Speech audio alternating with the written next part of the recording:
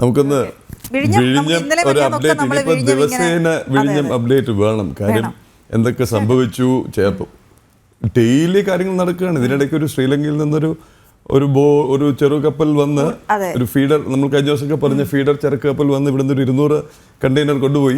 പണി തുടങ്ങി കഴിഞ്ഞു. സിംഗപ്പൂരിൽ നിന്ന് ഒരു ചെറിയ കപ്പൽ വരുന്നുണ്ട്.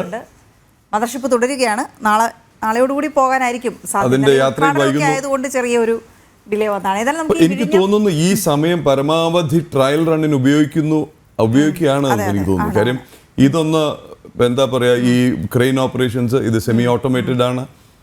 സോഫ്റ്റ്വെയറിന്റെ സഹായത്തോടു കൂടിയാണ് കണ്ടെയ്നറുകൾ ഇറക്കുകയും കയറ്റുകയും ഒക്കെ ചെയ്യുന്നത്.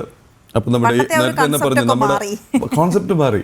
ആൾക്കാർ ചെന്നെടുക്കുന്നു, അല്ലെങ്കിൽ പിന്നെ ക്രെയിൻ ഓപ്പറേറ്റർ ചെയ്യുന്നു. ഇതിനെല്ലാം പുറമെ ഓട്ടോമേറ്റഡ് ക്രെയിൻസ്, അതിനുള്ള സോഫ്റ്റ്വെയർ മദ്രാസ് IIT ഡെവലപ്പ് ചെയ്ത സോഫ്റ്റ്വെയർ അവന് ഉപയോഗിക്കുന്നു. എല്ലാ അർത്ഥത്തിലും നമ്മുടെ വാർത്തയിൽ തന്നെ പറയുന്നുണ്ടായിരുന്നു, നമ്മുടെ ATS പോലെ വിമാന ടേക്ക് ഓഫും ലാൻഡിങ്ങും ഒക്കെ നിയന്ത്രിക്കുന്ന എയർ ട്രാഫിക് കൺട്രോൾ പോലൊരു സംവിധാനമായി ഇത് മാറിയിരിക്കുകയാണ്. അപ്പം അതിന്റെ ട്രയൽ ആൻഡ് എററും നോക്കുന്നുണ്ടാവാം. അതുകൊണ്ടാണ് ആ ഒരു ഡിലേ അങ്ങനെ വരുന്നതെന്ന് പറയാം. പക്ഷെ ഇതിന്റെ ഒക്കെ സമയത്തും അനാവശ്യമായ ചില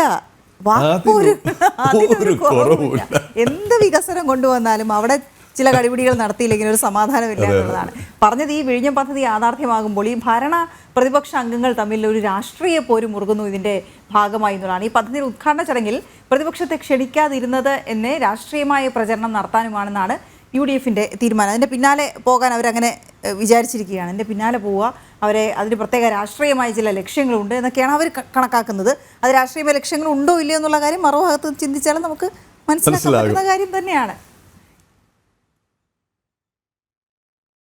3 പതിറ്റാണ്ടോളം മലയാളി കാത്തിരുന്ന വിഴിഞ്ഞം തുറമുഖ പദ്ധതി യാഥാർത്ഥ്യമാകുമ്പോൾ ആരാണ് പദ്ധതിയുടെ അവകാശി എന്ന കാര്യത്തിൽ രാഷ്ട്രീയ തർക്കം അതിരൂക്ഷമായി മുറുകുകയാണ്. ഉദ്ഘാടന ചടങ്ങിൽ പ്രതിപക്ഷത്തെ ക്ഷണിക്കാതിരുന്നതും പ്രസംഗത്തിൽ മുൻ മുഖ്യമന്ത്രി ഉമ്മൻചാണ്ടിയുടെ പേര് പിണറായി വിജയൻ പരാമർശിക്കാതെ പ്രസംഗം നടത്തിയതിലുമെല്ലാം രാഷ്ട്രീയമായ പ്രചരണത്തിന് ഒരുങ്ങുകയാണ് UDF.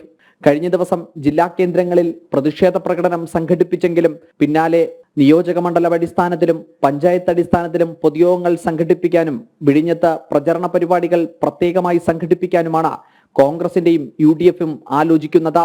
എന്നാൽ പിണറായി വിജയൻ സർക്കാരാണ് വിഴിഞ്ഞം പദ്ധതി യാഥാർത്ഥ്യമാക്കിയെന്ന തരത്തിൽ പ്രചരണം നടത്താനാണ് CPM ആലോചിക്കുന്നത്. ജനം, തിരുവനന്തപുരം.